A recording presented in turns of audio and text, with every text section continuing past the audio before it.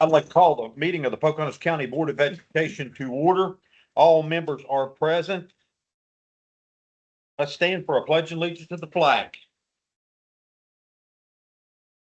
I pledge allegiance to the flag of the United States of America, to the republic for which it stands, one nation, under God, indivisible, with liberty and justice for all.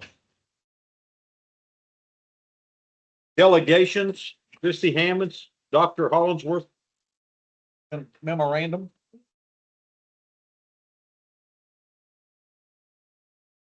This evening, I wanted to take a moment to remember and honor the life of and legacy of Dr. Sue Hollingsworth. It took me a few weeks to organize my thoughts and put into words what Sue meant to myself and so many in this community, and I believe that speaks to the massive gravity of her impact. To many, Sue was a treasured school board member and board president. To others, she was a strong and steady leader, someone people turned to when times were hard or decisions were difficult. But to me, and to so many in this county, Sue was first a teacher, a principal, a mentor, and a quiet force for good in our community. Sue served as my principal from first grade through eighth grade at Hillsborough Elementary School. For those of us that walked those halls under her leadership, she wasn't just running a school, she was shaping lives. Hillsborough Elementary and the greater Hillsborough community were profoundly important to her. She believed in this place and in its people, and that belief showed in everything that she did. She was deeply respected. People did not always agree with her decisions, as is true of any strong leader, but they trusted her. They knew that every decision she made was rooted in her genuine desire to do what was best for everyone involved. She listened, she considered all sides, and then she acted with confidence, conviction, and integrity. She was a strong leader who didn't suffer fools. She held people to high standards because she believed they were capable of meeting them. But beyond the firm handshake and steady eye, Sue had a much softer side that many people didn't get to see. I saw that when I was a child. During my elementary school years, our county was struggling economically. We'd been hit hard by a string of factory and businesses closing. The community of Hillsborough was especially hit hard during the early 90s when Denmark Hospital closed. Many families lost jobs, and my own family was no exception. Both my parents lost their jobs. My dad had to take a job on the road just to support us. Money for fun, money for anything beyond survival just wasn't there. Sue saw that, and she cared. One day, Sue and her husband Daniel surprised a few of us Hillsborough kids and took us to see the Barnum and Bailey Circus. It was small to some, but to us, it was everything. It was a day away from worry, from sadness, from the heaviness our families were carrying. It was laughter and wonder and the feeling, if for only a little while, like everything was okay. Sue and Daniel bought me a coloring book that day. For years, I never colored a single page. I kept it just the way it was, untouched, because I wanted to preserve the memory of that kindness, that feeling of being seen and of being cared for. Years later, when my father passed away, my mother was adamant about one thing. She wanted someone who truly knew his spirit to speak at his funeral, someone who could speak to his devotion to family, to God, and to community. She called Sue, and Sue didn't hesitate. She immediately agreed. Her presence that day, her words, her strength, her compassion, meant more to our family than I could ever fully express. She knew exactly what to say, and exactly how to say it, and exactly how to support us when we needed it most, just as she had all those years before. When we lost Sue, we didn't just lose a member of our school board. We lost a pillar of our community. We lost someone who lived with dignity and grace, someone who carried quiet confidence, confidence that reassured others even in uncertain times, someone whose encouragement, support, steady presence shaped generations. I'd like us all to take a moment to remember Sue. Remember the encouragement she gave, that support that she offered without being asked, and that knowing hand on your shoulder when things were hard. And I'd like us to take a lesson from her as well. In moments of disagreement, let us hear both sides, just as she did. In moments of weakness, let us carry ourselves the way Sue carried herself, with empathy, with thoughtfulness, and with measured words. And in moments when we are able to help, let us do so quietly, generously, and without expecting recognition, just as she did. Dr. Sue Hollingsworth leaves behind a legacy that will continue to live on in our schools, in our community, and in each life she touched. May we honor her by striving to lead, to listen, and to care the way she always did. Thank you for your time. Thank you.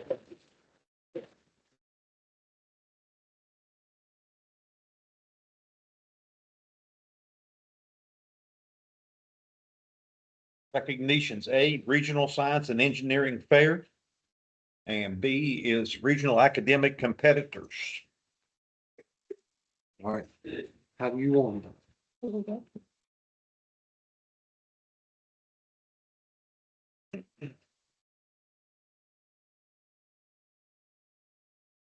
Good, ready? Is it okay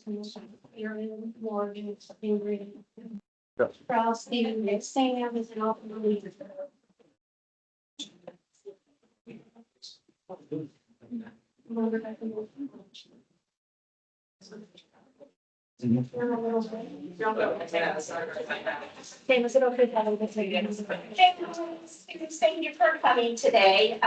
We are honored to be able to recognize your accomplishments.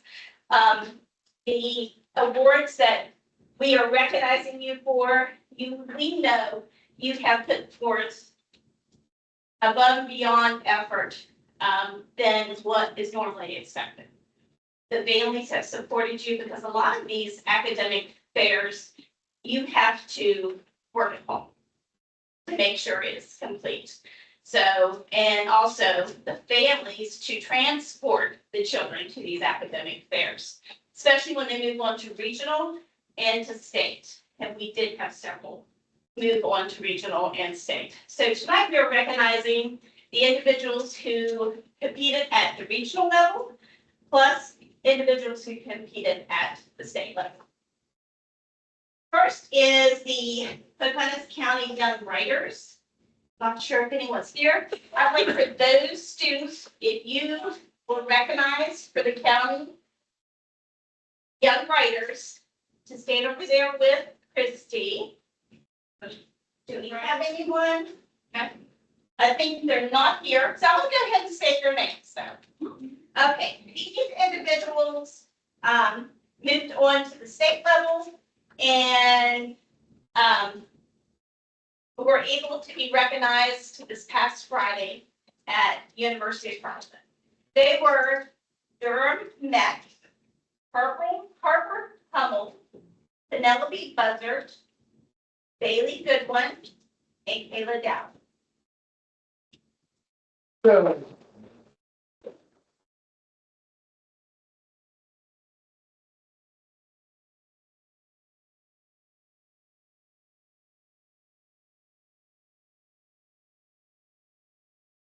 The regional science fair, these individuals moved on to the state science fair and placed third in the state.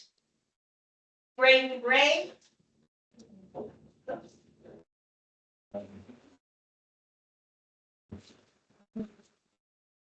If you could come here, please. And since they placed in the state, yes, they also received a pin, piece where this was honored.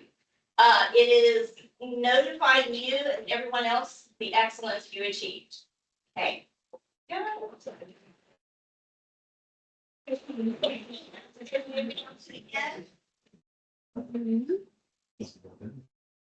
Congratulations. Our other State third place winner in science fair is Jennifer Hayward.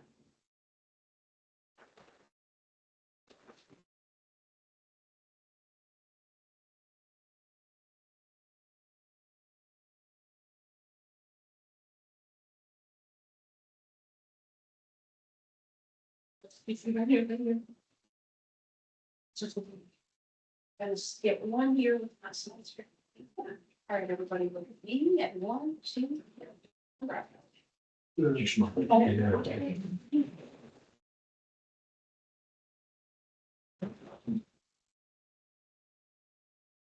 Now I'd like to recognize the social studies regional participants and the state participants. If you all can line up close to Christy, whoever participated in the social studies.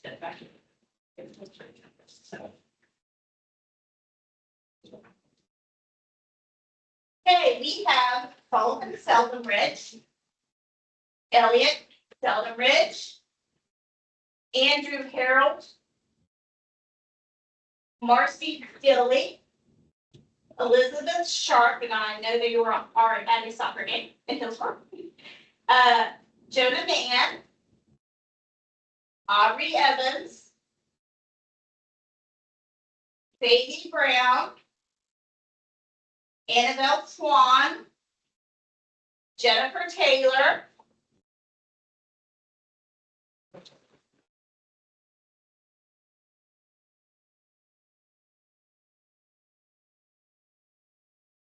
Lloyd Kendall Taylor, Ryan Hooker.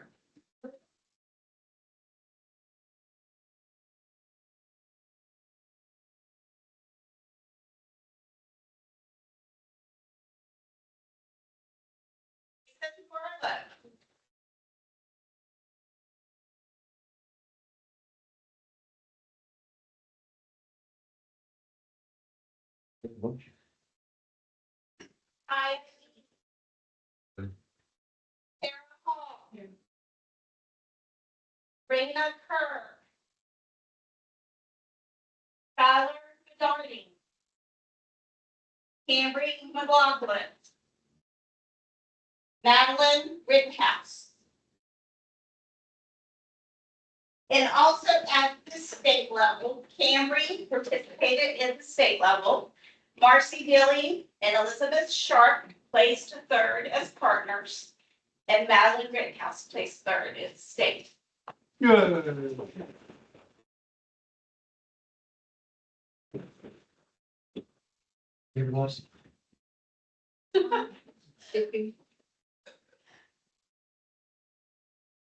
Maybe laugh.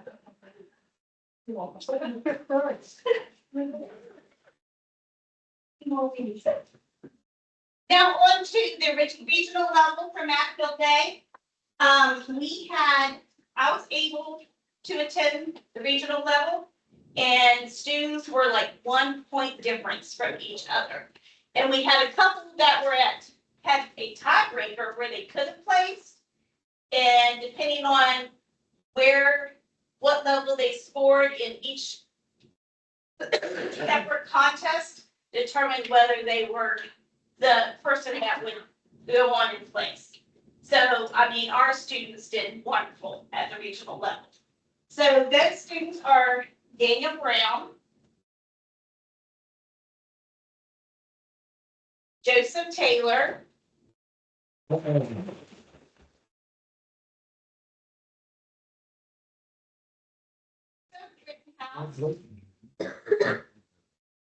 Mason Markle,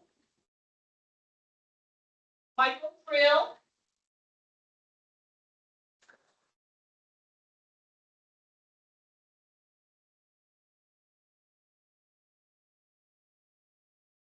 Isaac Brown, Brayden Ray,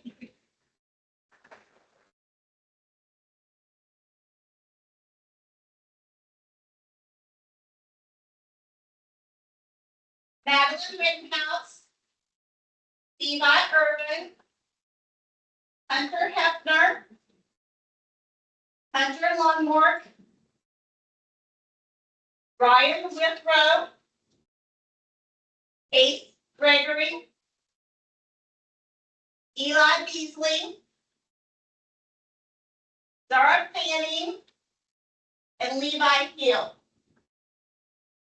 And the students who placed in the alternate levels at the regionals were Joseph Rittenhouse, Eli Beasley.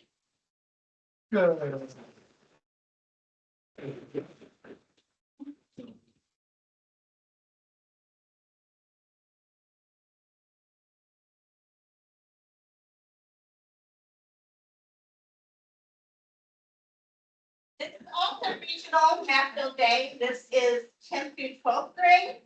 And we have Cadence Cutler, Paul Jordan, Wade Garber, Ramona Hardy, Tammy Warner,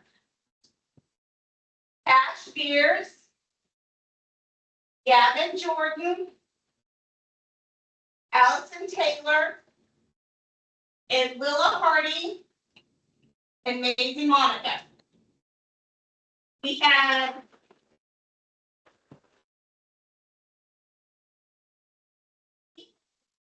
move on to the state, Paul Jordan and Wade Garber, and Wade placed fifth in the state. Oh, wow.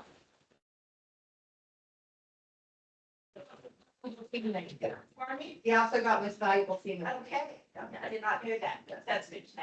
Great. Our next category is Battle of the Books.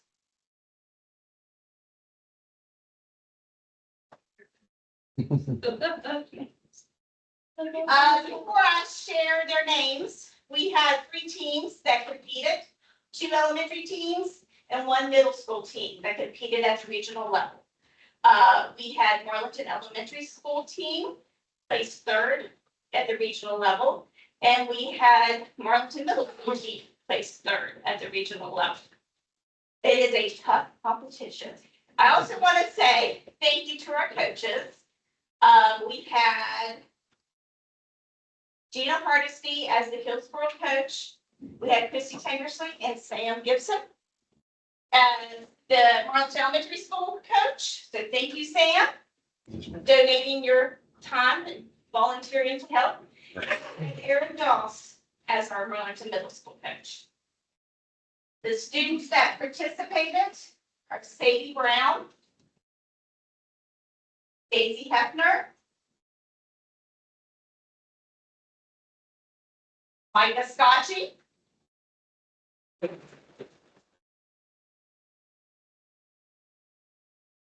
Elliot Seldenbridge,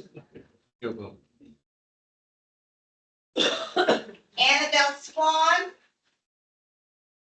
Aubrey Evans, Grant McClure, Kenneth Wilson. And then for our Marlton Elementary School team, we had Alan Beveridge,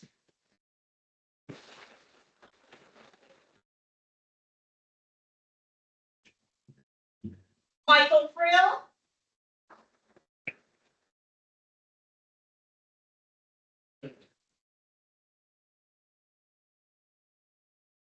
Jersey Jackson,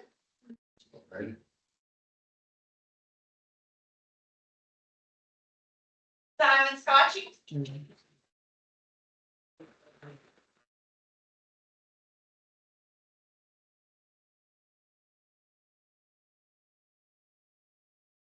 Umbra,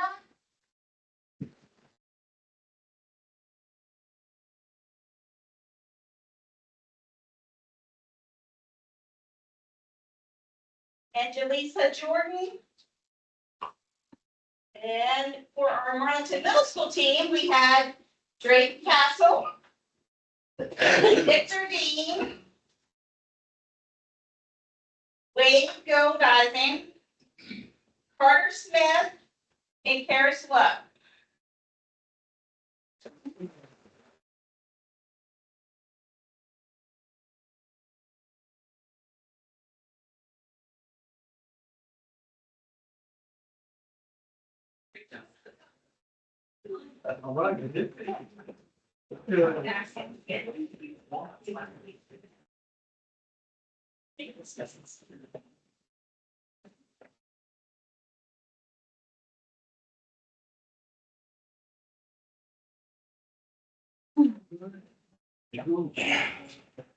You can tell that maybe we'll have stuff, but that's always good stuff. If you would like to stay, you can stay. If you would like to leave, you can leave before the next presentation. Thank you. Thank you, and thank you for coming. Y'all got work tomorrow. Not at all. Thank you all. Thank you. Thank you for coming. See y'all.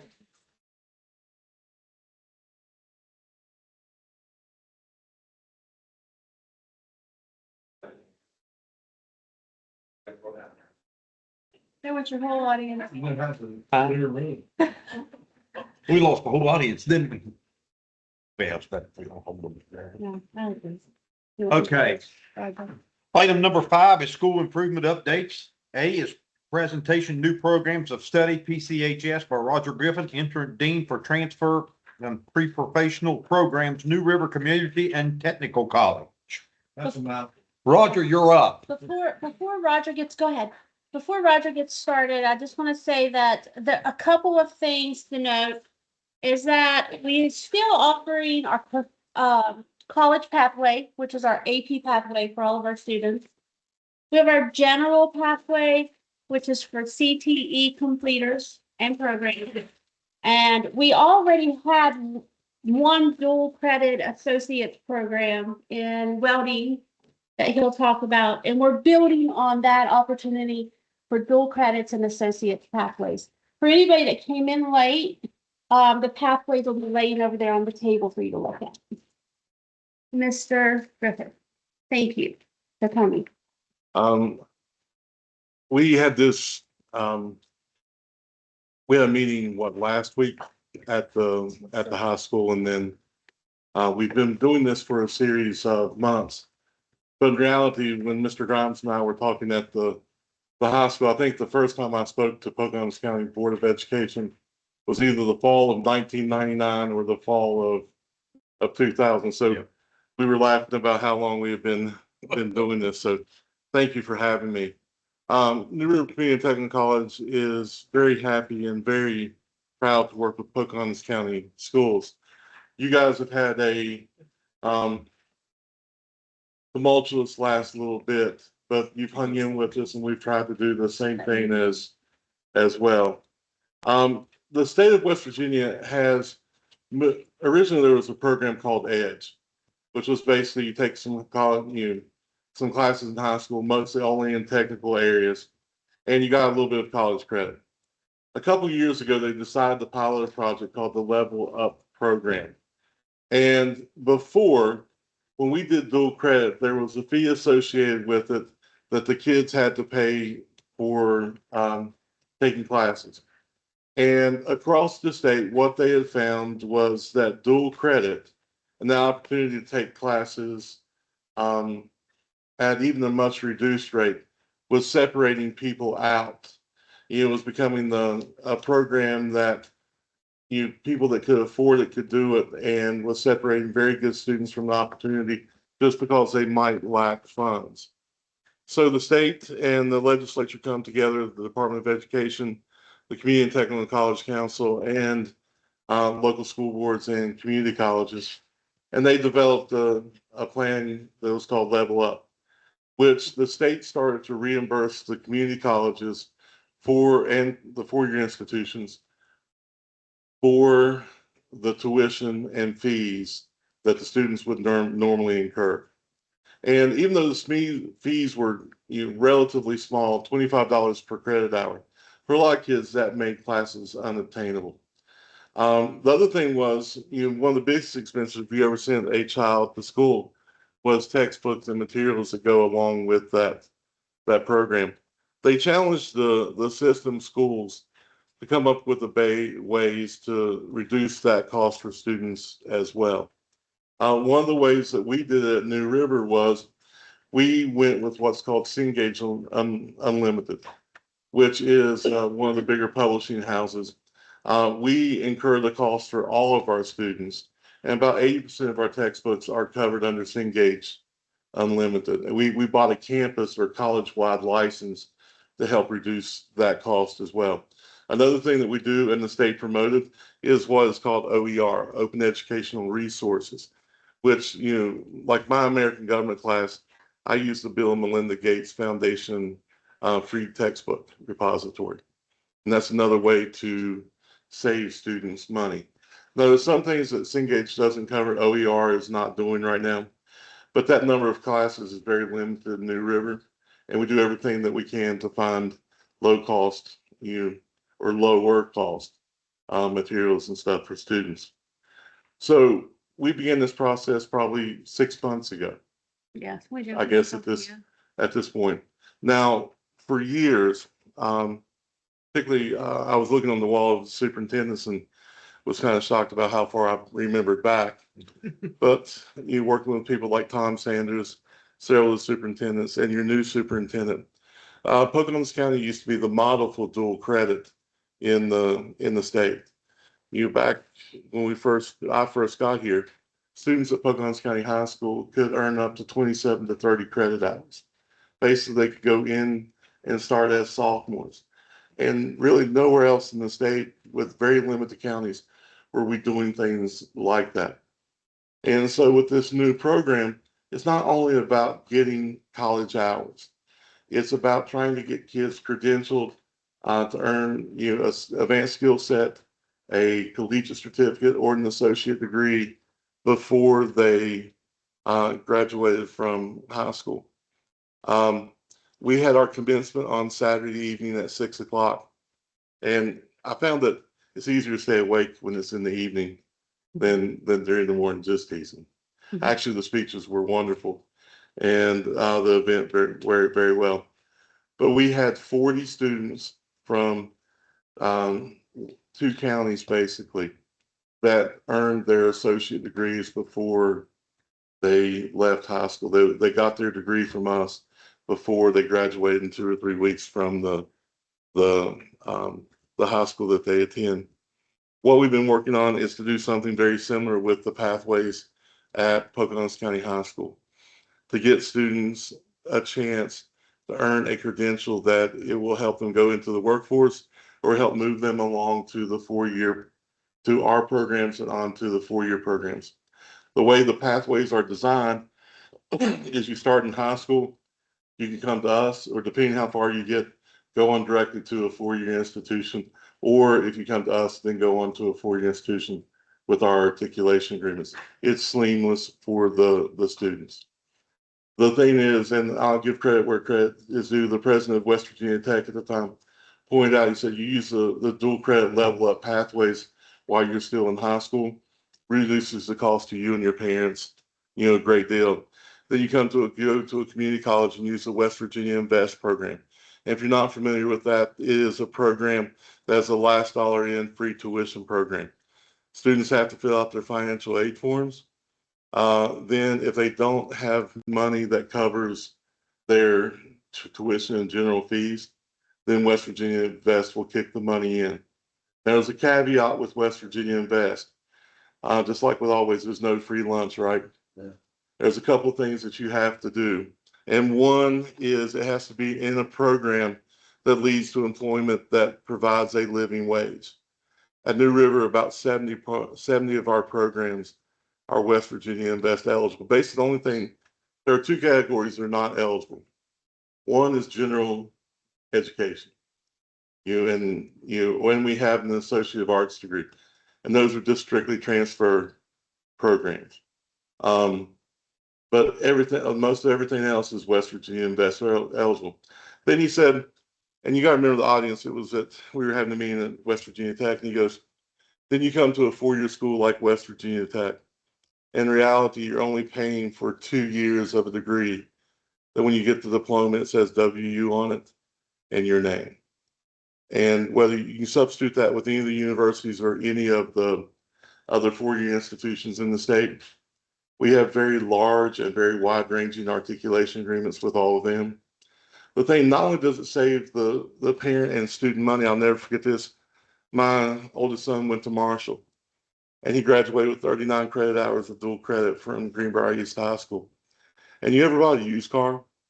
I say a used car because the price now it's like they were selling me a used car. The tuition bill and fees were $24,996.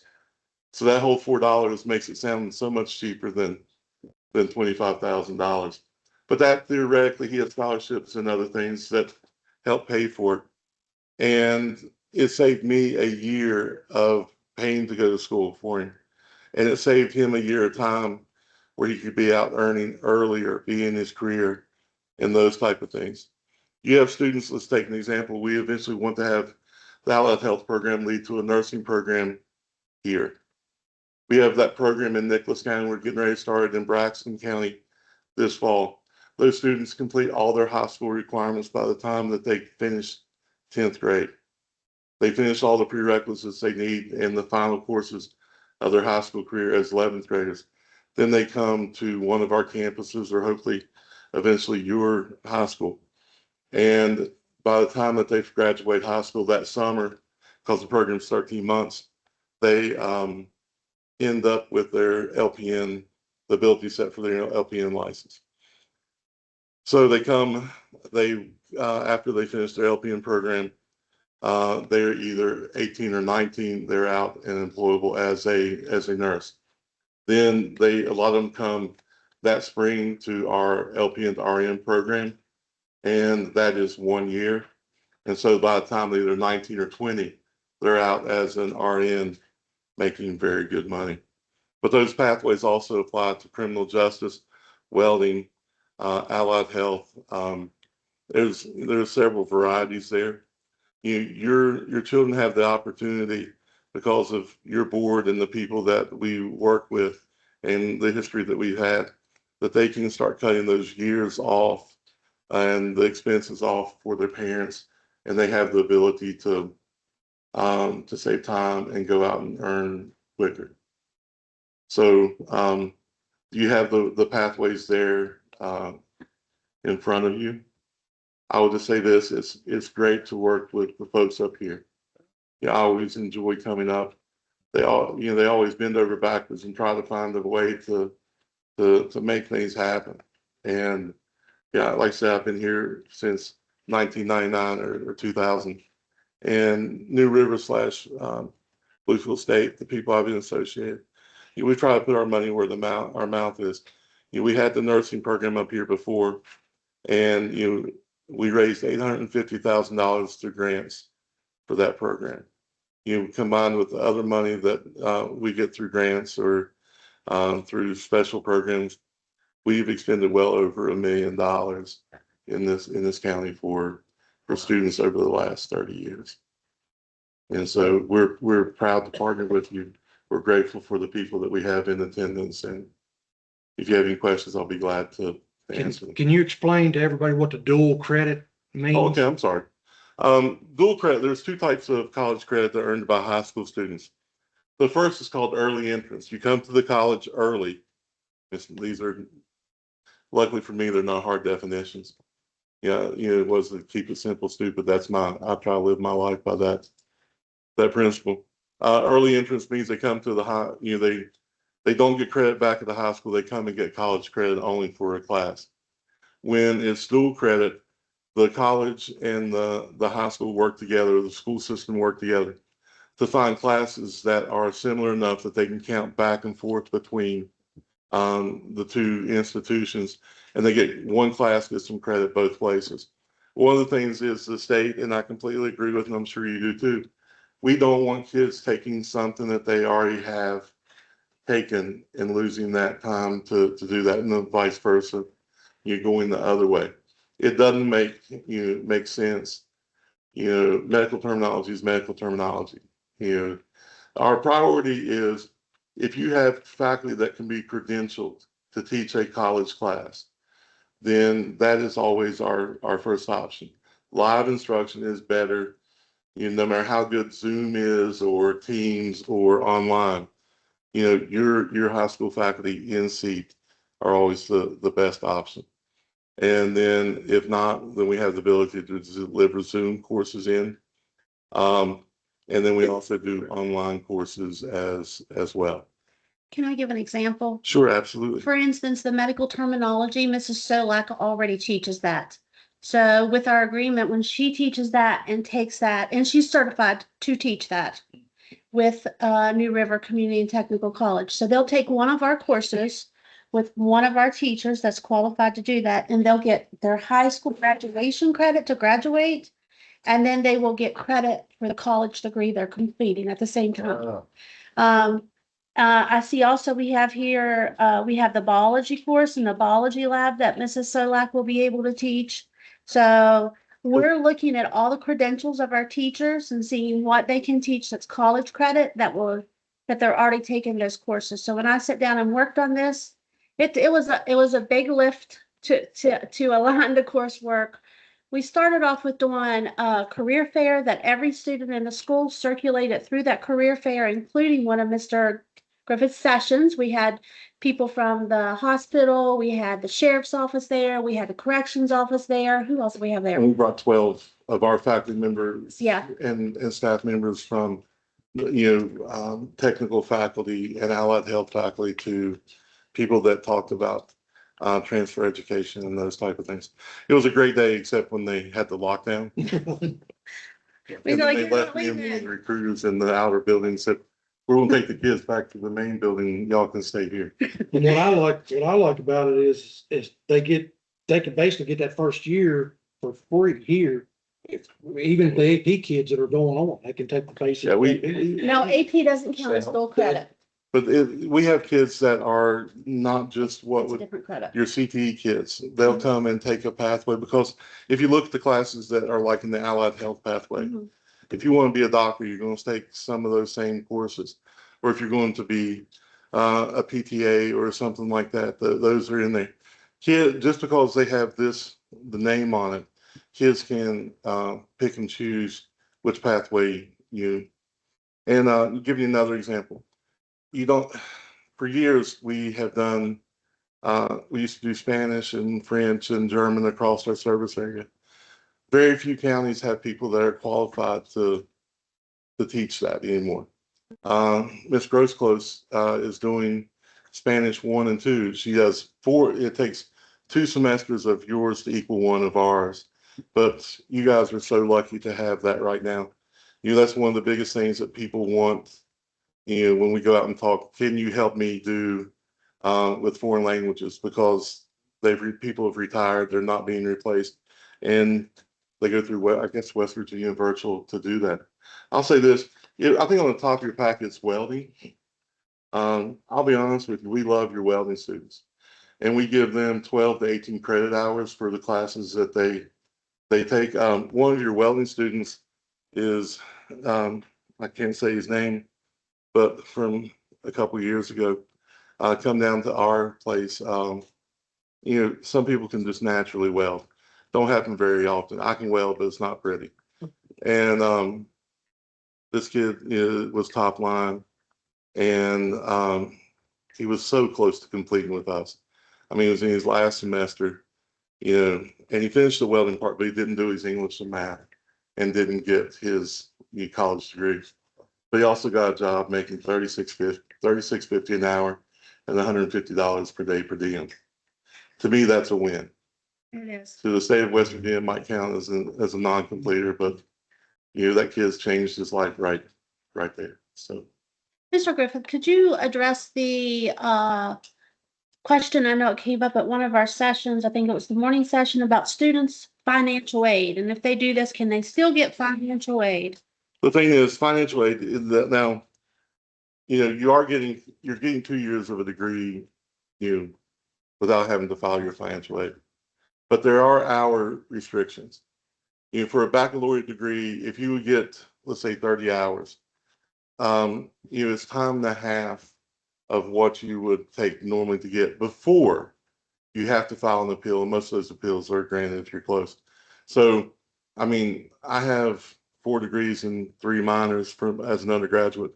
I was a professional student, and I only graduated with 163 hours after 5 years. There might have been some football in there at some point. Nobody needs 21 hours of PE credit. But like, yeah, you do things at 18 that you normally wouldn't do now. But in reality, like for us, if they finished, or they come to us and they have 30 credit hours, they still have 60 hours, which is the exact amount of an associate degree. In those classes that they're taking, their general eds are going to be in any program that they go, no matter where. English 101 is English 101, no matter where you go. So, you know, we've been doing this for 5 or 6 years with Level Up, and having these kids graduate, and we've never had one come back and say that they have a financial aid issue because of it. And have any questions for Mr. Groom? Yeah, you had an open house, didn't you? Like fifth, I think it was. We had an open house on the 4th. We had one in the morning for people that worked in the evening, and we had one in the evening for folks that worked in the morning. I think we had 28 people for the evening session, and it was kind of hard to count. There was probably 20 some parents in the morning, and then probably another gang of students, and several of the board members were there in attendance. Cool. I just like to say Roger has worked with this county a long time. Back whenever the name that us older ones be familiar with, Roger Trussler, got a lot of things involved in Pocahontas County schools. If you ever met Roger, you knew he never let it go.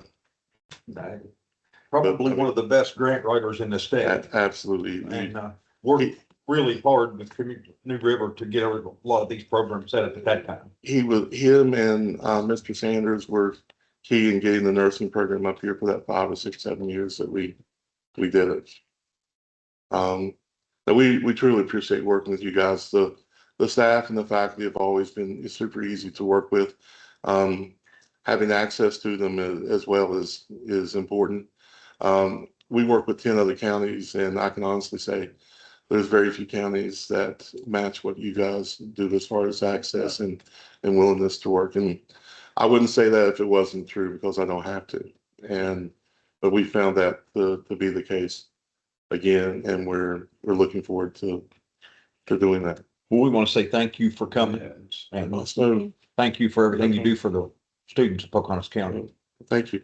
The other thing, I will say this, usually on average, you don't think about, because we have small graduating groups, but we'll have between 60 to 80 students every year that come from Pocahontas County. And the county commission and support of the One Room University is a tremendous benefit to you guys, because we all know that high-speed internet is not what it should have been, or has not been what it should be. So those students can come, and they do come to the One Room University, and they do their student services part, or they do their homework, or those type of things. In the past, we partnered with the library system in the area. They've always been great to proctor test, allow students to use Wi-Fi. I know that they've even opened several times early to let students take classes there. So your county's committed, and we truly appreciate that. Yeah, great. I'm excited to see the next 3 to 4 years, see what happens. Gives a lot of kids a lot of opportunities. It does. We're going to build it back up to where we once were, and we'll lead the state again. Well, I got 3 or 4 more years left. I don't know if we can do another 25 or 26. But thank you guys. Thank you so much. B is regional academic competitors. B is discussion attendance and data updates under school. Where are you at? Am I reading something wrong? Yes. Number 5. I'm on 5, but okay. Right here is where we. Got it. Number 5 is school improvement updates. A is presentation of new programs of study, PCHS by Roger Griffin. We just read that, didn't we? Yes. We're on 6 consent agenda items. Oh, discussion attendance data updates. Got it. Yes. So I wanted to update you on our chronically absenteeism. Miss Dunlap was sick today and she had to leave, so I'm stepping in for her. And I love charts and graphs. That's the way I communicate. I think a good infograph is better than a page of words. So here, what we have in front of us, I pulled the chronically absentee rate for students as of earlier today. and divided it up by school. So you can see the number of students that's been chronically absent, or percentage of students that's been chronically absent. You can see the percentage of students that needs attention, and then the percentage of students that don't need attention or have not been chronically absent by school. So the red is number chronically absent. The goldenrod, I guess we'll say, is the percent that need attention. And then the blue is the percent that does not need attention. So I want to tell you what the percent that needs attention, what chronically absent means. So we are looking at students by the number of days that we have attended that are in jeopardy of missing 10% of the school year. So those students can be, you can put interventions into place, such as a stat meeting or their court meeting, and those students can come off of the chronically absentee list that are in the goldenrod, because as we get more days and they attend more days, their attendance rate goes up and they become less chronically absent. Does that make sense? Not exactly what you. Okay, so next we'll look at, I pulled a series of reports that I thought was interesting today. So this is the chronically absentee rate by grade level.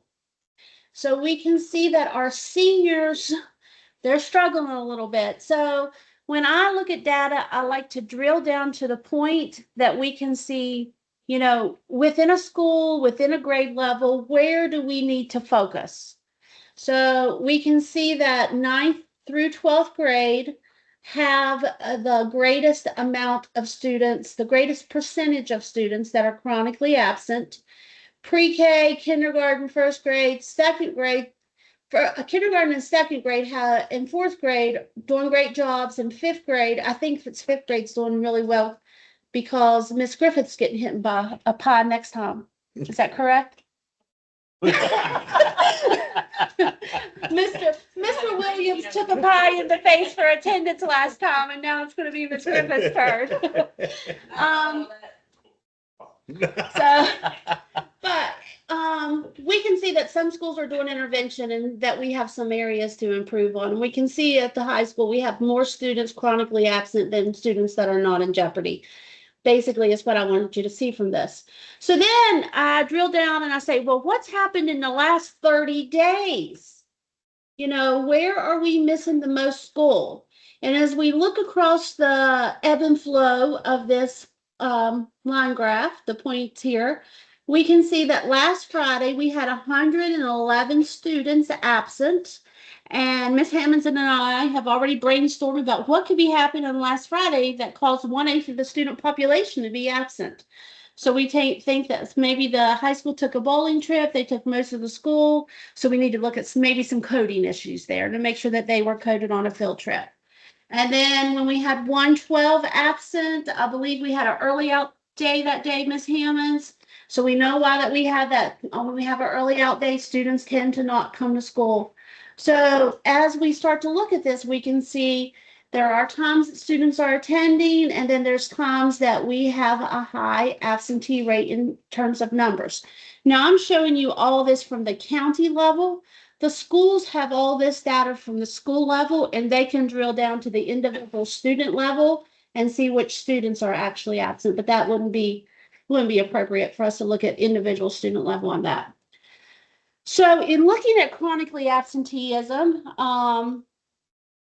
we have improved significantly. I thought that it would be time for us to look at a longitudinal report for infractions, misconduct infractions that we have over a series of time. So I pulled this up and I highlighted the green is this year.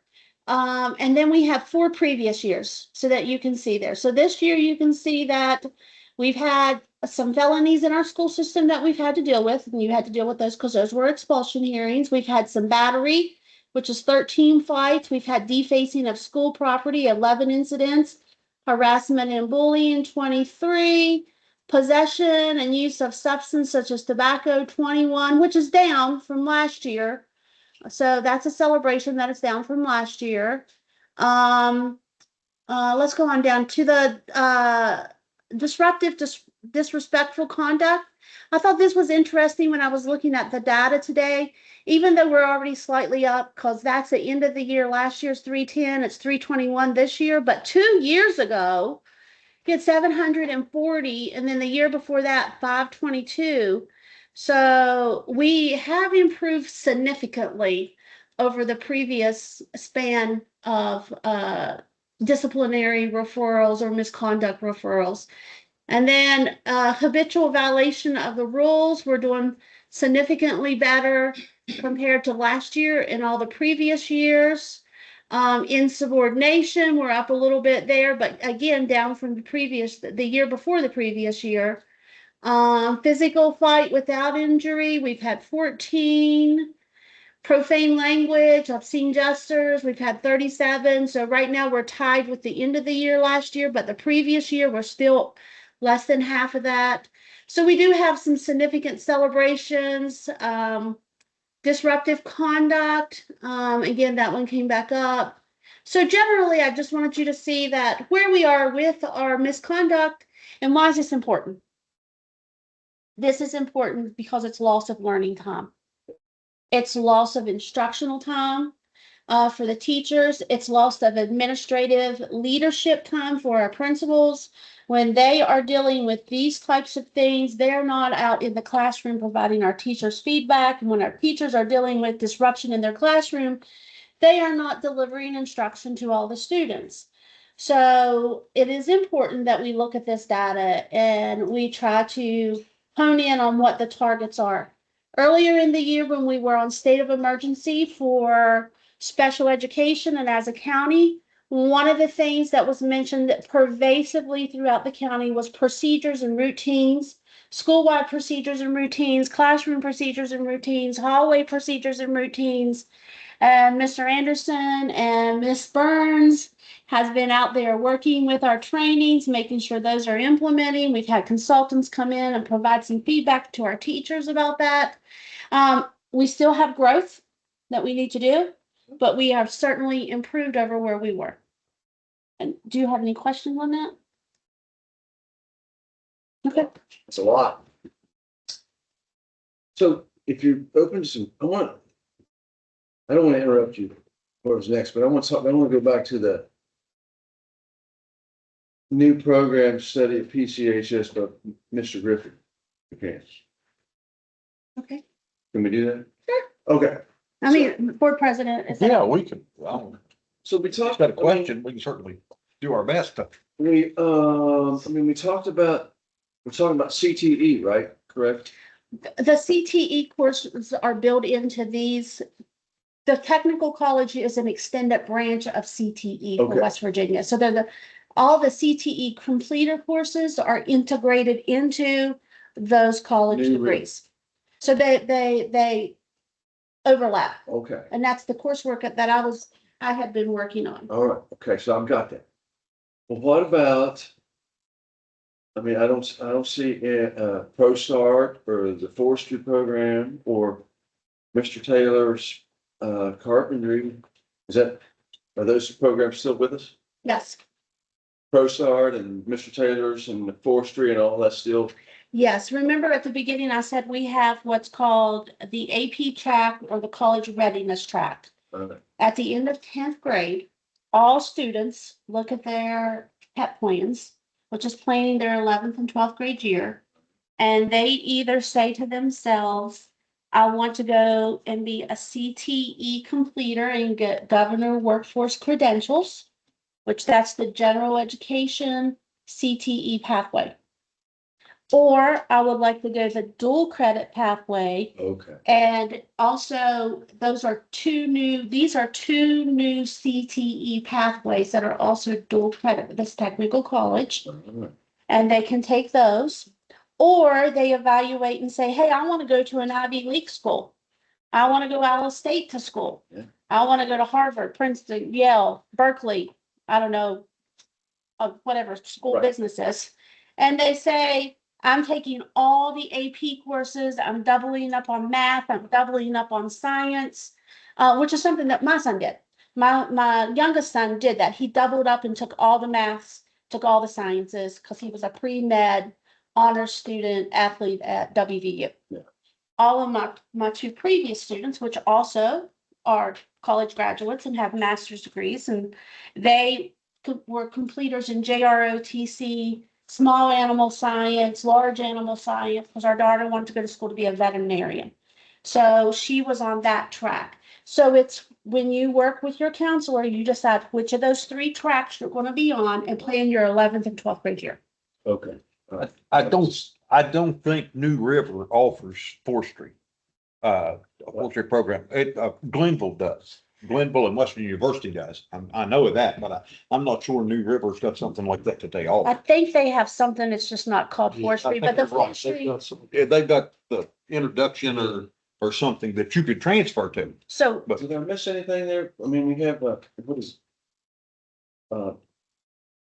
We have the forestry program, we have Pro Start, we have Mr. Taylor's carpentry. What else was you have FFA.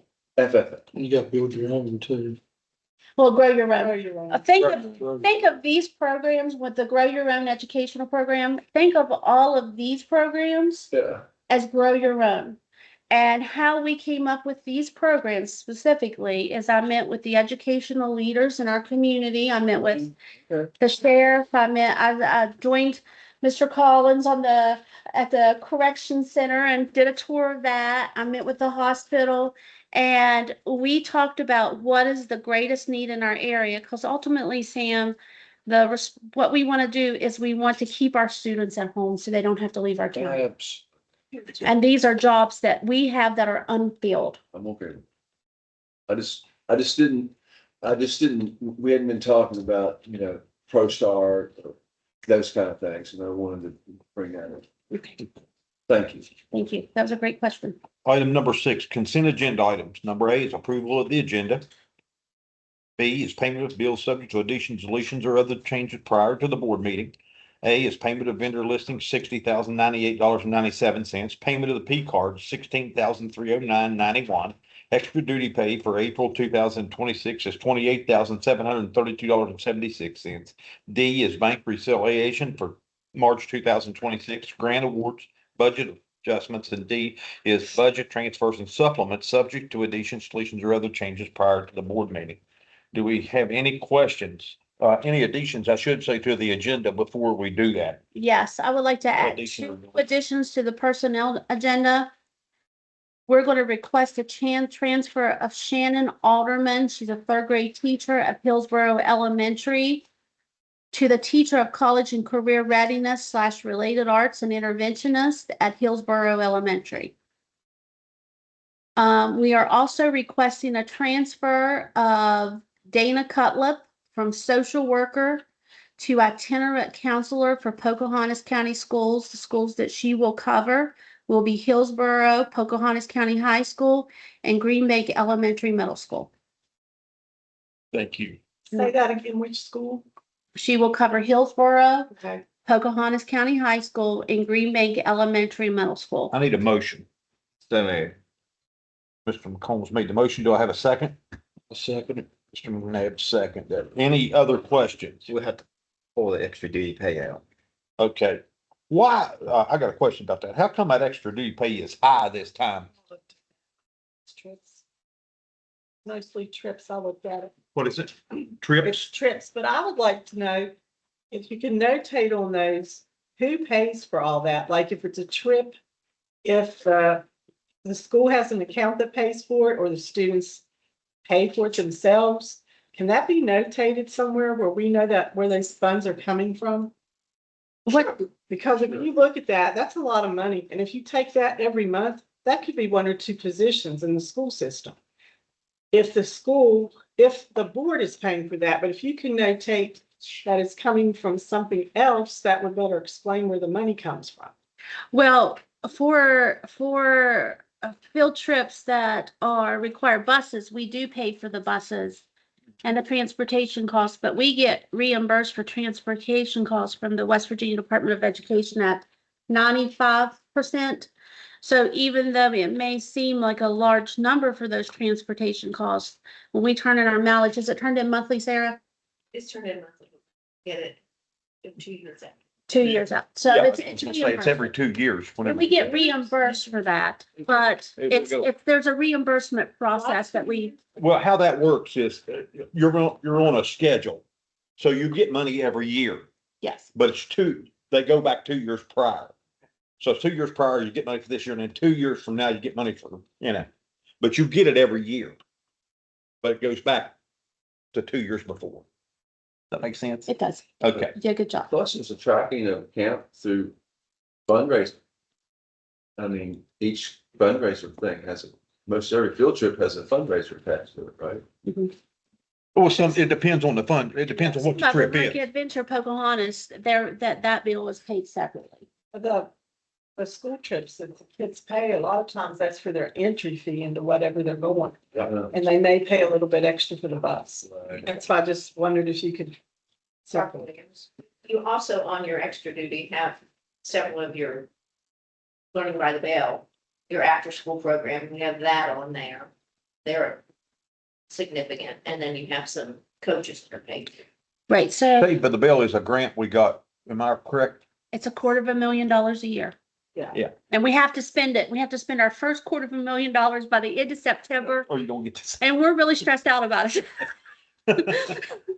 Because we had anticipated more students attending after school. And attendance that affect our next year's reimbursement. Yes.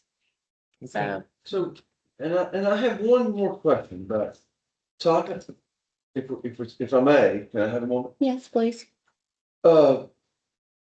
You mentioned Mrs. Cutler, bless her heart, for stepping up and becoming our counselor, which is great. And then we skipped over Miss Griffin, the interim dean for transfer and pre-professional programs. Well, because this is just additions.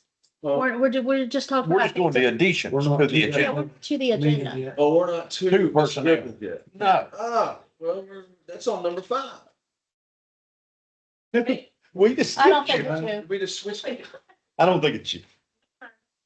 That's Roger Griffin. That's not Miss Griffin. That's Yeah, Roger. it's good. Oh, Good thing. Roger, oh. Good thing. Oh, Good thing. so You're sorry. doing I'm sorry. All right. Let's move on and get this done. Let's move on and get this done. Okay. Any other questions about the item number 6, the consent agenda items? Hearing none. All those in favor signify by saying aye. Motion carries. Number 7 is personnel matters. Do I have a motion? So moved. Mr. McCombs made the motion. Do I have a second? I'll second it. Mr. McNabb seconded. This time I request we go into executive session over personnel matters. Mr. McNabb has made the motion to go into executive session. Do I have a second? Second. Mr. McCombs seconded. All those in favor signify by saying aye. We will go into executive session at 7:03. You want to go to my office or you want them to? You want to go to my It office? don't matter to me. We'll go. We'll just go to my office. We can all go to your office.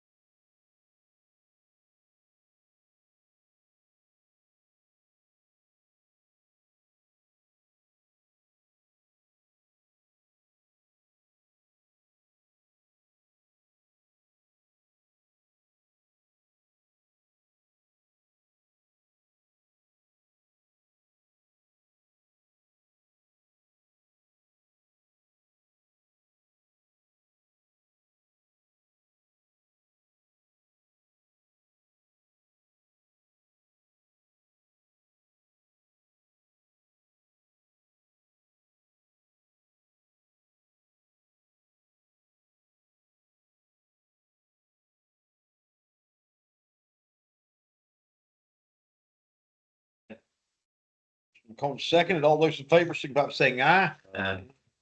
Motion carries. We come out of executive session at 7:23. Okay, personnel, Ollie.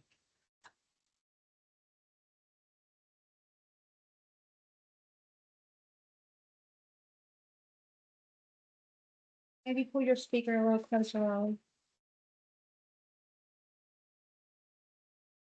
Thank you. Personnel agenda for May the 11th, 2026. Professional recommendations, the resignation of Blair Campbell as substitute teacher at Pocahontas County Schools effective May the 5th, 2026. Extracurricular recommendations, the resignation of Rebecca Petit as assistant basketball coach for girls at Greenbank Elementary Middle School effective April the 24th, 2026. And other recommendations is James Cheney request for intermittent FMLA leave retroactive effective March the 30th, 2026 to June the 30th of 2026. Any questions? Yeah, you didn't read the other two. We added to the agenda. Dana and Shannon. Shannon Alderman. Request the transfer of Shannon Alderman from teacher third grade at Hillsborough Elementary School to teacher of college readiness, related arts and interventionist. And then the requested transfer of Dana Cutler from social worker to itinerant school counselor for Pocahontas County School. Okay, any questions? No, I think so. Hearing none, all those in favor, signify by saying aye. Motion carries. Number 8 is superintendent updates, general updates, Longitudinal. coaching data, approval status and accreditation, reports, balances, scorecard review, LSIC schedule review. So I'm gonna have Miss Hammonds, if you could blow that up a little bit, Miss Hammonds, for us. This is, maybe down, oh, perfect. Perfect. So, there's been quite a bit of chatter about coaching positions in Pocahontas County Schools. So I thought we would go back and review pay for coaches, and we would review positions that we've had in Pocahontas County Schools. And I would like to upfront this with, we haven't had an influx or a tremendous growth of athletes. So our athletes have either remained the same or slightly decreased in our sports programs. So we're not doubling. If we had 20 players, now we have 40 players. That's not the case. So we've stayed pretty much consistent or less. So let's start off with the athletic director. Last year, they were paid $5,000. This year, they were paid $6,000. Head football coach last year, the previous 2 years was paid $3,000. This year paid $4,000. Assistant football coaches, we had 3 paid positions. The previous 2 years, they were paid $750. This year, they were paid $1,100 each. In addition to that, you had 2 volunteer coaches, and we had to transition those over to be covered by the board insurance to dollar coaches. So we have a total football coach staff of 1, 2, 3, 4, 5, 6. 6 coaching staff for the football team. None of that's changed. We haven't cut any positions. They've all remained consistent. The golf coach was all volunteer. They were paid this year $500 and $300. Cheerleading coach went from $1,500 to $1,800.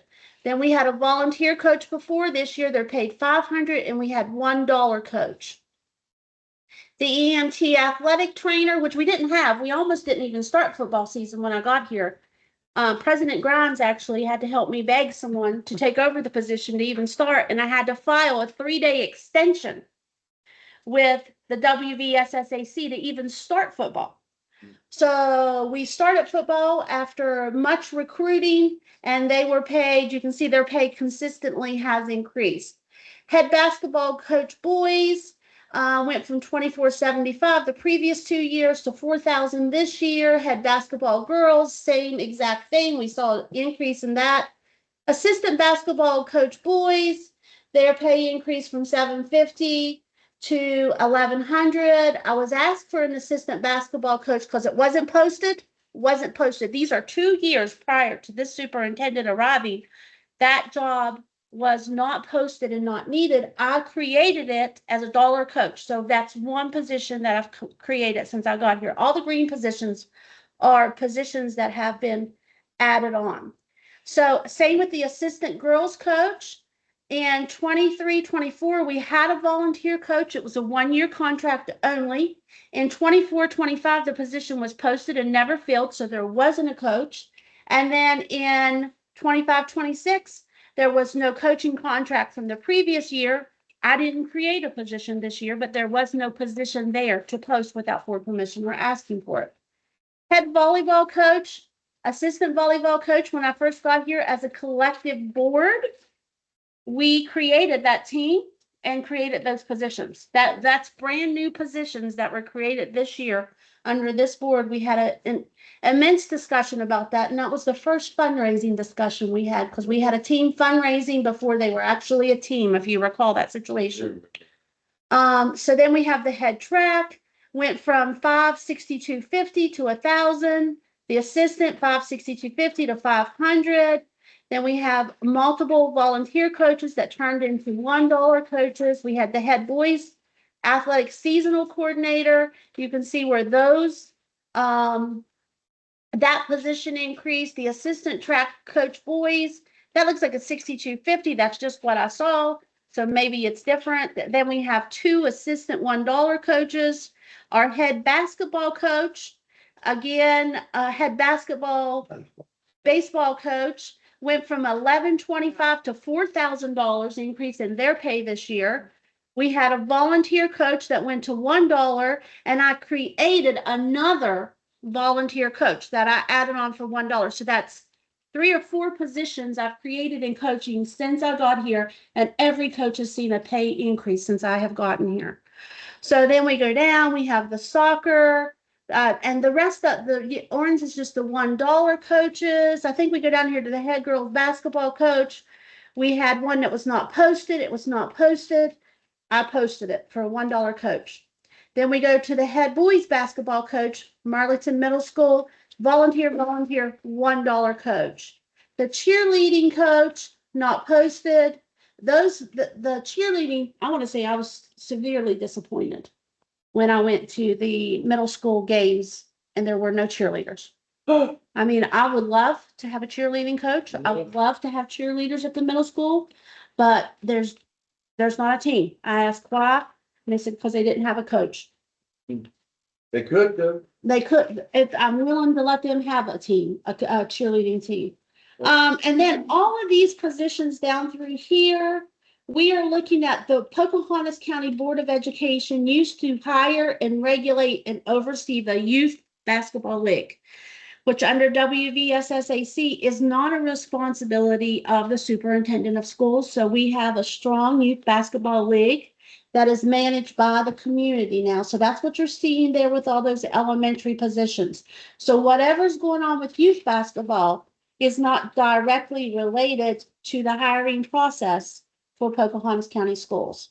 So if we go on down to the bottom of the chart, I also want to note something else that I have done for the sports teams in Pocahontas County. Prior to me, they paid for no subs now. They pay for no substitute subs. So prior to me arriving, they paid for the driver that went on the trip. They paid for the substitute that had to drive the driver's regular route. And then they had to pay for any extra duty contract prior to me arriving. This year, I met with Sarah and I said, Sarah, that's a little bit extreme for our teams to be able to take a bus. Let's make it more affordable. They can still pay for the driver that has to take the trip. They pay for that, which all athletics does. My husband coached for 16 years. I know exactly how athletics works. I was an athletic mom for 16 years, and I understand athletics very, very clearly. So they don't have to pay for the sub that's driving the driver's route, and they don't have to pay for the extra duty contract. So to be clear to anyone that's listening, no sporting positions has been cut. Everybody's getting paid more money and the teams are keeping more of their fundraising money. So whatever myths or rumors or questions, because I'm being pumped with questions, I'm like, let's do this. Let's go back and do all the research. Here's the chart. Here's what we know, and here's what's going on with athletics. So at this point in time, I will be willing to entertain any questions from any board member about the coaching chart. Thank you for the job you're doing.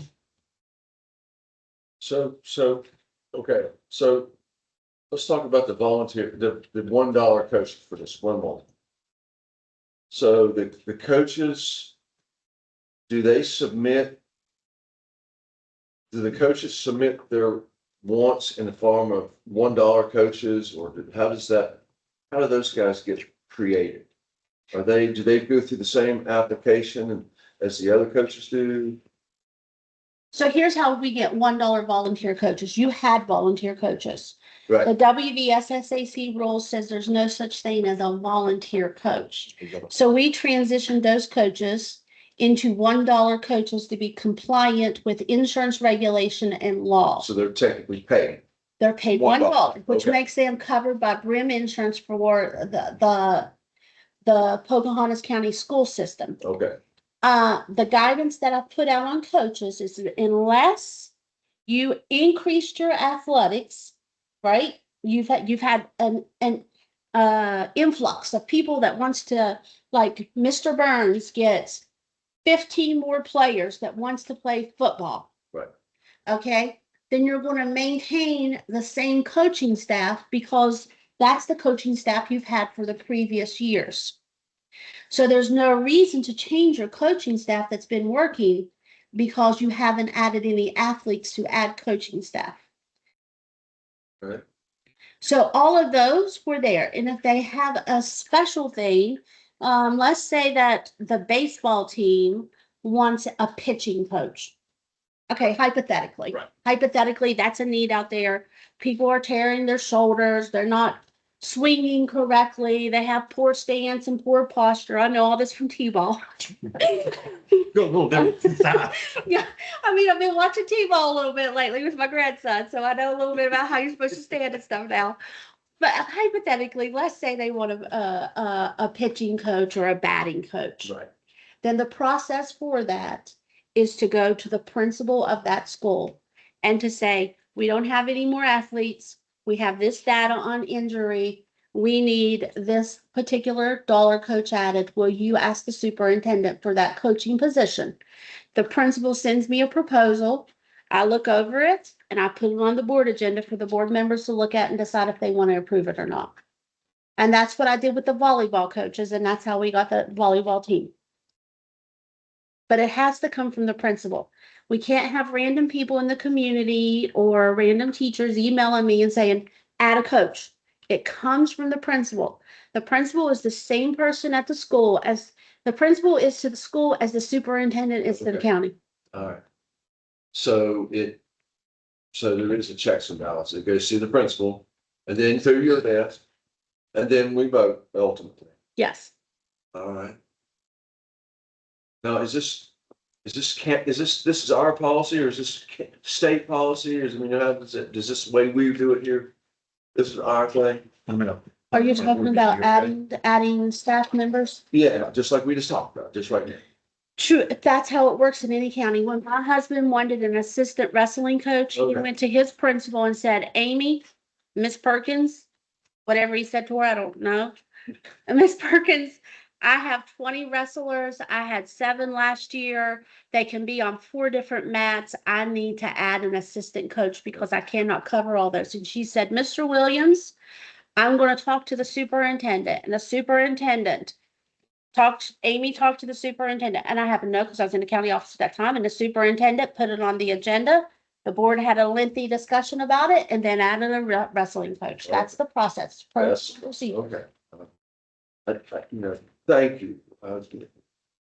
Then, you're right, that was a hot topic, and I'm glad you clarified that up. Thank you very much. You're welcome.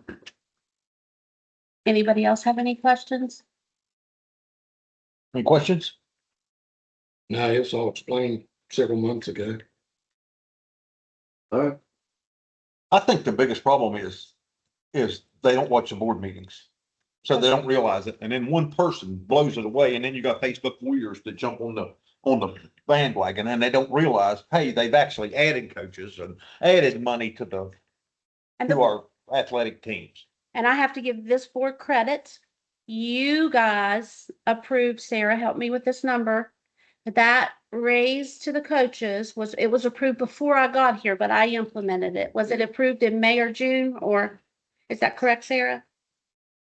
I was on the board one time when we had to reduce the coaches.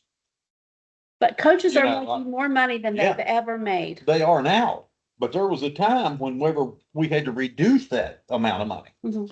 you know, but And teams are keeping more money cut than in they've ever half kept. because it come down to whether we wanted to pay the coaches the full salary or cut a teacher. That's what it come down to. And at that point, we valued the teacher.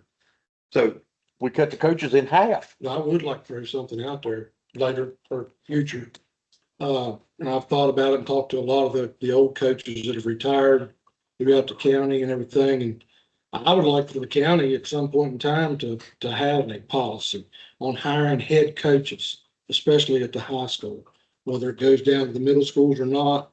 But I think that way, if they would have to be approved by the board, the people that were going to do it, have to be approved by the board. And I mean, what's the word I'm looking for? On the hiring committee, you have three people from the county, northern, central, and southern. And that they would all have an athletic background, but that's something I've been wanting, but Well, I mean, I am going to tell you that we have to revise our head coaching positions. So since it come up, we are offering the embedded PE credit this year. And that embedded PE credit has a form that has to be filled out by the head coach and says that students got their 60 hours. And they have to keep attendance, they have to keep participation, and they have to turn that in to the school guidance counselor for us to award their PE credits. Now, this has fallen on my plate in the last 2 weeks that we have a plethora of students that thought they were getting that embedded PE credit, and we don't have one coaching evaluation form turned in yet. So we have to go back and be retroactive with that. Now that's at the beginning of the school year rested with the school principal to do that.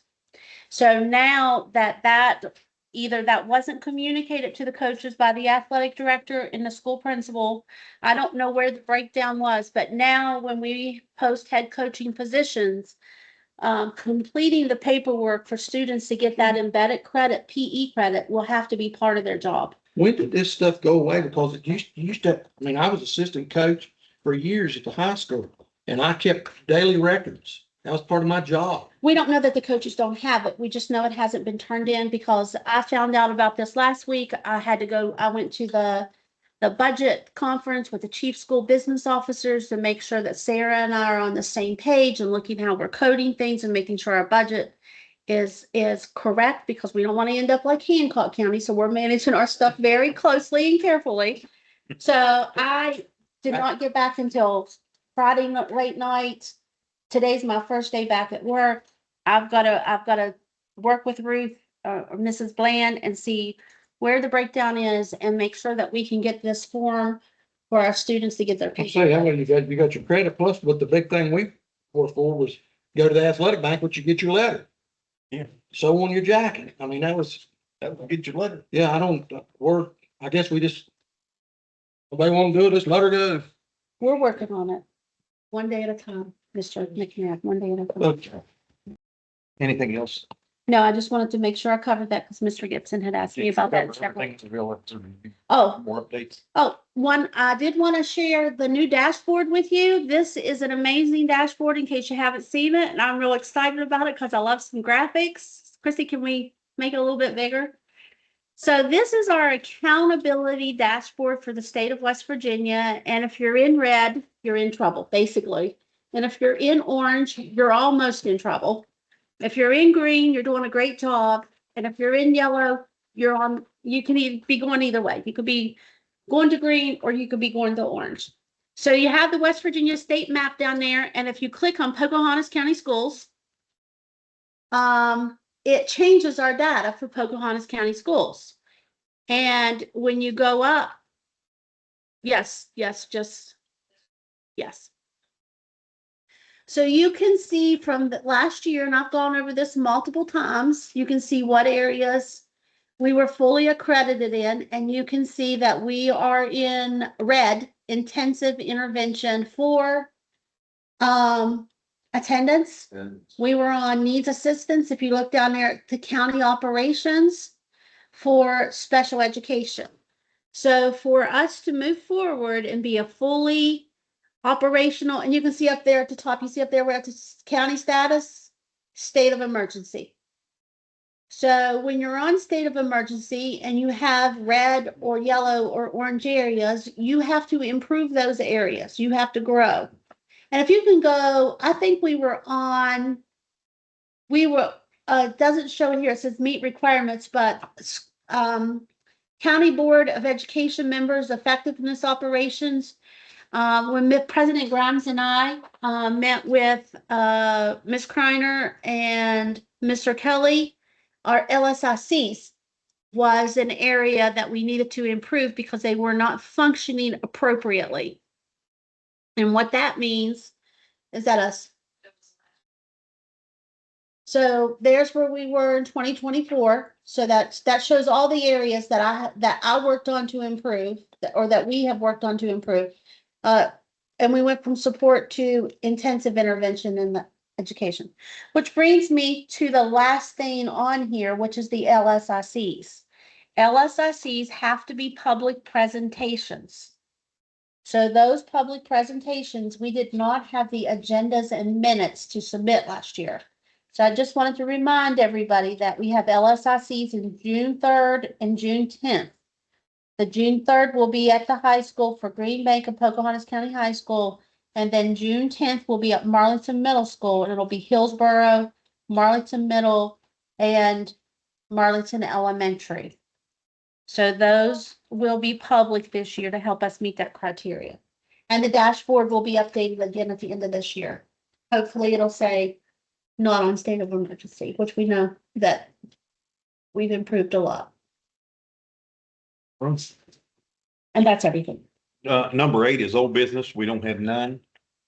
Number 10 is new business approval of fundraisers. If you all want to read all them, I guess I'm gonna need a motion. Mr. McCombs made a motion. Do I have a second? I'll second. Mr. McNabb seconded. Read all them and let me know if we need to, if there's anything wrong, we need to pull out one and vote on it separate. There was one on there that didn't have, That's not a fundraiser. it not. Out of town trip. It was a trip with the teacher.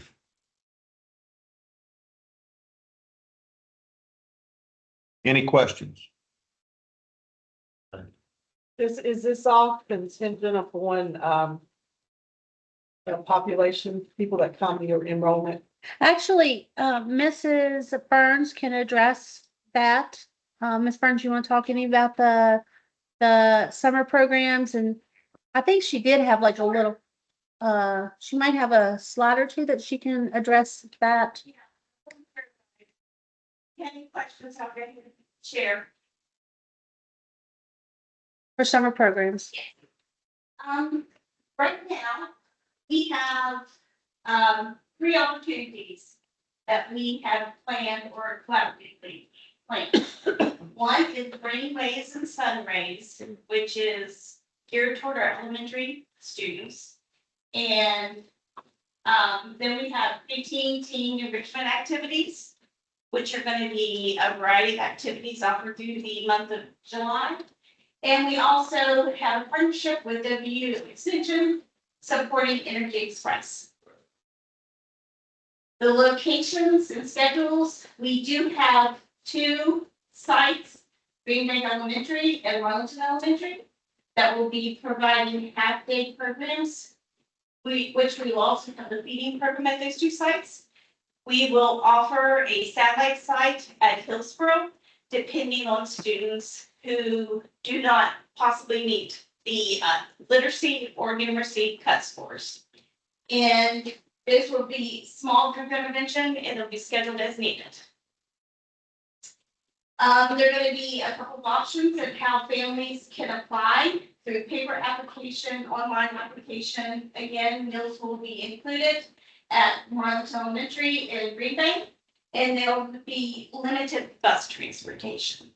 Is this paid for through the grant that you and Chris? Some of it is paid through the grant. Others, we have some federal funds set aside because due to House Bill 3035, we have to provide an extended opportunities, learning opportunities for students who do not meet literacy or numeracy cut scores. And that's for kindergarten through third grade. And the board approved about 6 weeks ago, the Energy Express contract. So you've already approved the contract. The board's already approved the contract for Energy Express. Yes. And then we also will have some possible preteen. We haven't narrowed down exactly what we're going to be offering, but the idea is that our LDB community, which are the teachers we employ throughout the year, contract for after school activities. They talked about STEM or STEAM, art, drama, and international culinary. If you have any questions, you can contact me. And just a little highlight of our summer meal program. Again, Morales Elementary in Green Bay. We also are working with Youth Health, and those students can eat through the meal program. And the meal program is open to all children ages 18 and under that they can visit their site seat. Practice so much. This Thursday, we have invited some community organizations that provide summer programming. We met with them last year and they were able to share all of their wealth of ideas and opportunities they're going to help, such as FRN, Parks and Recreation. Those organizations, plus many more, we're going to be meeting Thursday. Christy and I will meet with them, and Christy will then, in turn, share that information out through our website. So the flyer, very similar to this, if not this flyer, will go home with students. So we'll print out for every single student from high school down, that is eligible, and send that out to them. And then we designed a webpage that's gonna be published. We always put our own summer programming on here, so the flyer that we send home.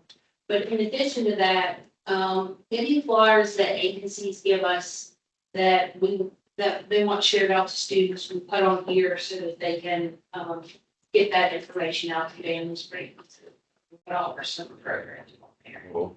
But most of, to address your question, Mr. Boyd, most of that is going to be grant funded in some way. And we will have based on student enrollment. So what we did as a collective team, all of us got together. We talked about the organization and the postings that's here that we need. And then the primary facilitator of all things summer will be Miss Burns. She is taking that on, and her team, Miss Burns, Miss Hammonds, everybody has a role, and we've all talked about our roles and responsibilities. So I feel like it's going to be, I just love the brainwaves and sun rays. I love it. Energy Express is always a good one. Yes. Anybody have any other questions about this?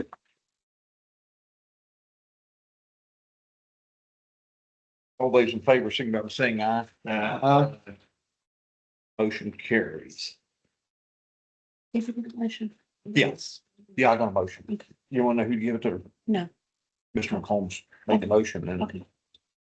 Mr. McNabb seconded it. Okay, board members' remarks. Mr. Gibson? You gotta do the policies, didn't No, you don't, we in here. we already did the policies? Yeah. This, which one is that? Hold on a second. She might have a question. Which one is On it? the section curriculum trip, but we have 160 150 kids, one we talked about. no chaperones. I'll put it on the next agenda and get all the chaperones listed. If you just want to pass it down, I'll make sure that Ollie gets it. Okay. So let the record show that we're pulling out the Green Bank Elementary Middle School trip to the Hive Trampoline Park in Bridgeport, scheduled for June the 10th. return to June the 10th. It has 160 on the trip. But we do not have all the chaperones listed and we need to have that and put it on the next agenda, please. Will it be on the agenda? Can we approve? We have time to approve? Oh, we got time. We got May I 20th. asked that question, Mr. Gibson. We have time to approve it. Are there any other questions before we go to the board members' remarks? Mr. Gibson?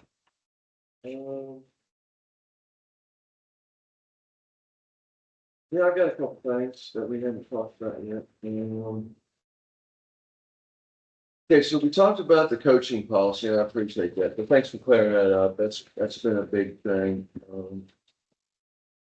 And I'm glad to see that our CTE program is doing better, you know, with your new improvements. I'm glad that ProStars and our existing programs are still there. Thank you very much.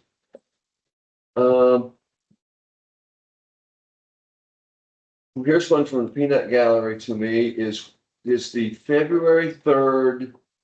The minutes from February 3rd are still missing from our website. What is that something that can be fixed up? I mean, Holly, would you like to, are the minutes up?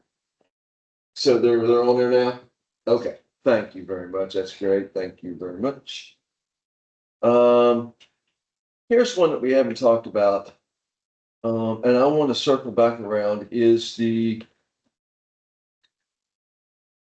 never really got a chance to hash this out again, is Mr. Sizemore, the Sizemore policy. And what is the policy number on that? What are we looking at here? That's the Hope Scholarship policy. Okay, right. That's it right here. So this is it right here. This is what you gave us 2 weeks ago, right? No, this is correct. And I don't want to call that the Sizemore policy. What is? Yeah, let's not call it Let's that. not do that. That's not very, it's called the Hope Scholarship Program Policy. It's policy number 2371. 2371. Okay, thank you. You're 2371. You know, I want that. And look at back at my notes on that. We had several points of interest from the public about that. Was one,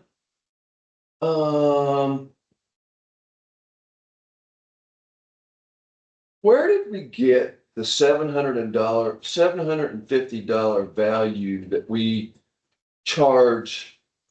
Where did that number come from?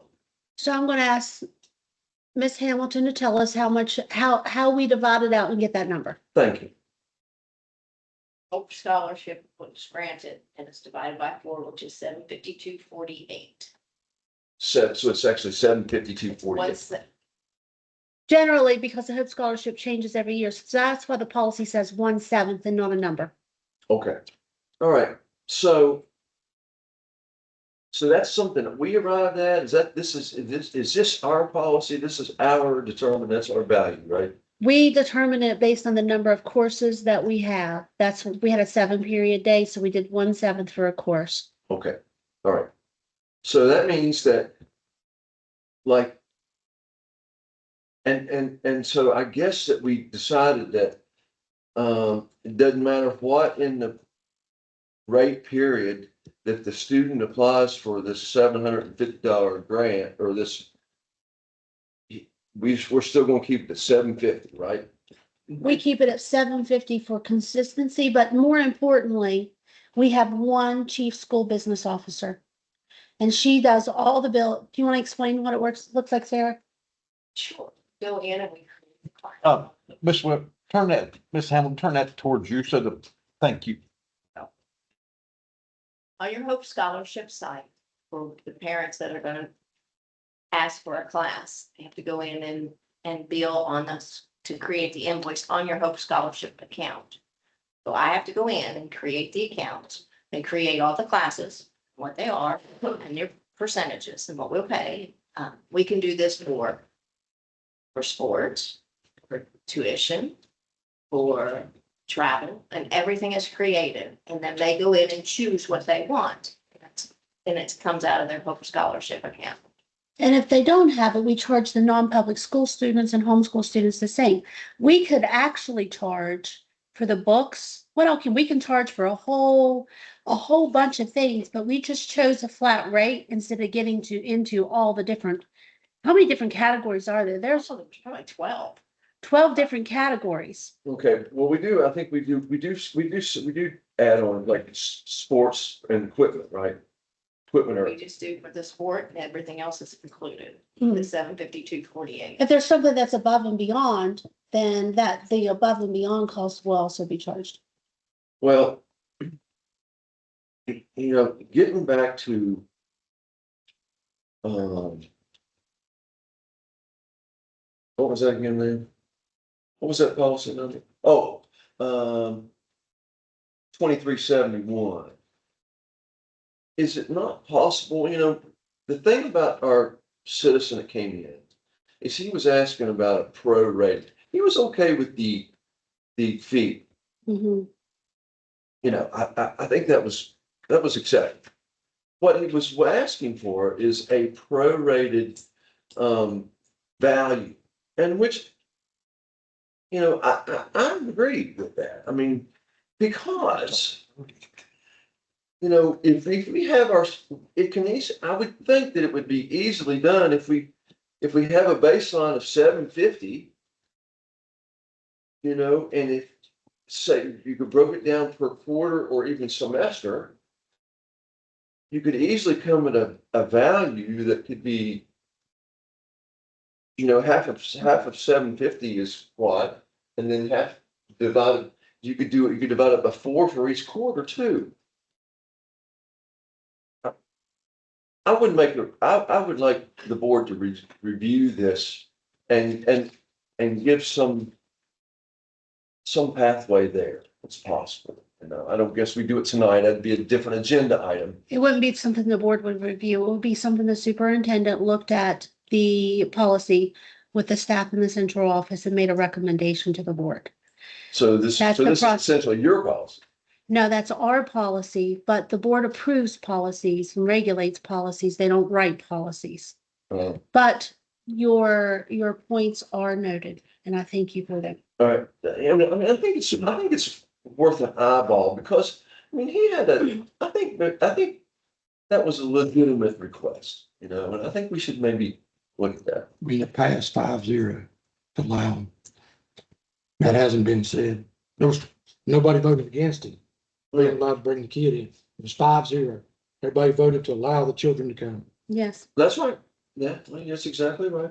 Yeah. I think we also ought to note that whenever you are homeschooling your child and you apply for the Hope Scholarship, that you get $5,000.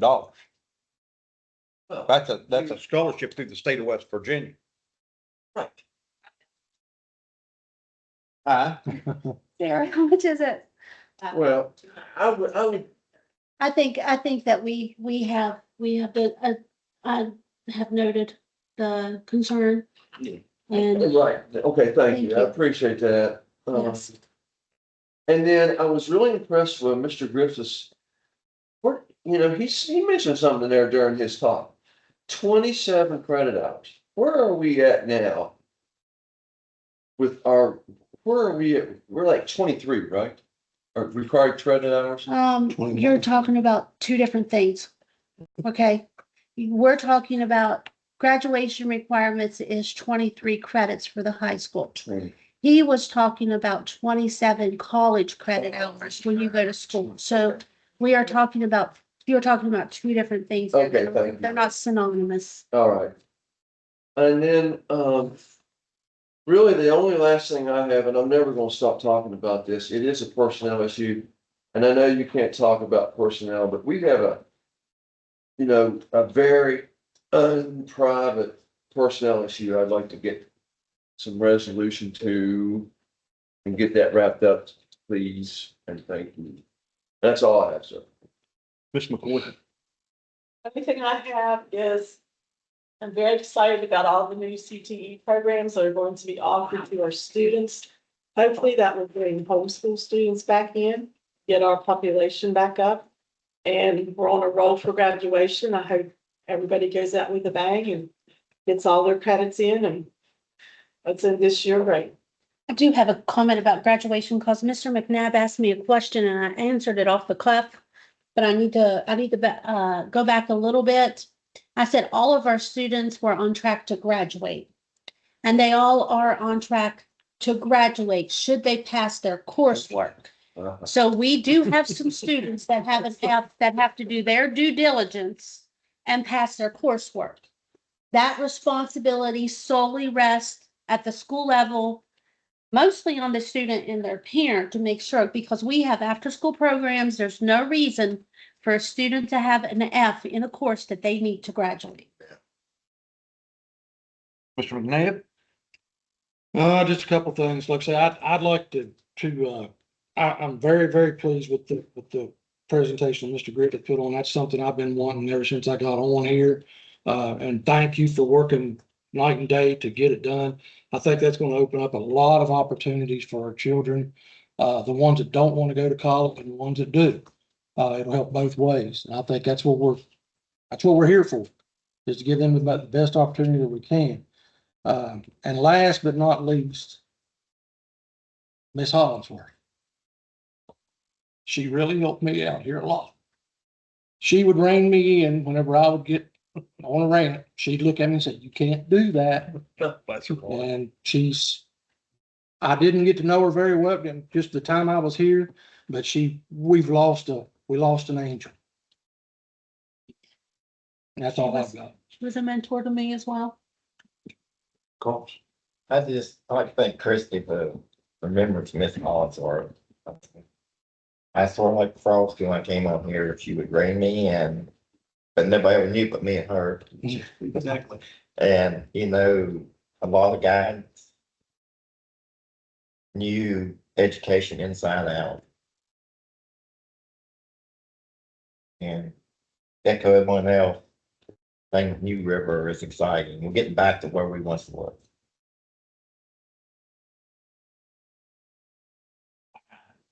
Couple of things. First thing, anytime there's election year, the one word that always comes up is transparency. There's not enough transparency. I looked at the most we had watching the board meeting was 6 people. If they would watch it, they would know. Mr. Hamilton, you know this better than I do, but probably 75 or 80% of our budget's personnel.